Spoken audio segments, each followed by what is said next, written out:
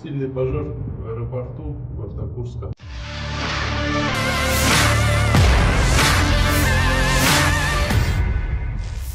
Sebuah pesawat tak berawak menyerang lapangan terbang di wilayah Kursk, Rusia. Rekamannya ramai beredar di media sosial Telegram pada Selasa 6 Desember 2022. Serangan pesawat tak berawak di lapangan terbang wilayah Kursk, Rusia itu membakar tangki penyimpanan minyak.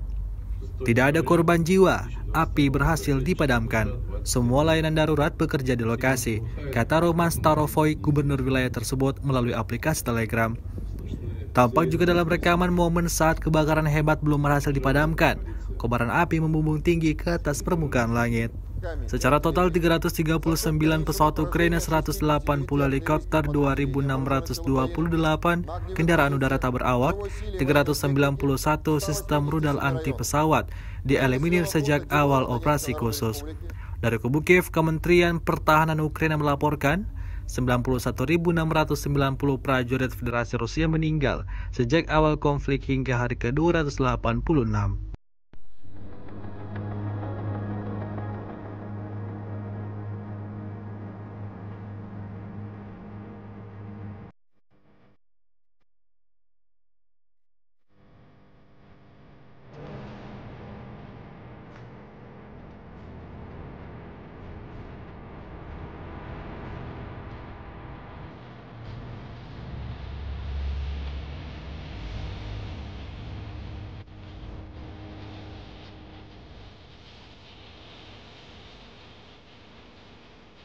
И артиллерии. За сутки нанесено поражение 69 артиллерийских подразделений вооруженных сил Украины на огневых позициях, живой силе военной техники 187 районов.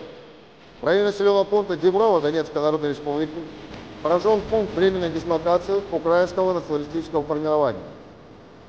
В районах населенных пунктов Григоровка и Маркова Донецкой Народной Республики уничтожены две противорадиационные станции контрбатарейной борьбы производства США.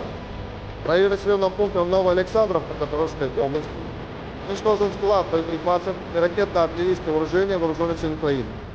Это 9 украинских беспилотных летательных аппаратов. В районах населенных пунктов Шиповка, Краснореченская, Гончаровка, Луганская республика, Старомайорская, Кирилловка, Никольская, Новотроицкая, Благовещенка, Яковлевская, Харьковская область.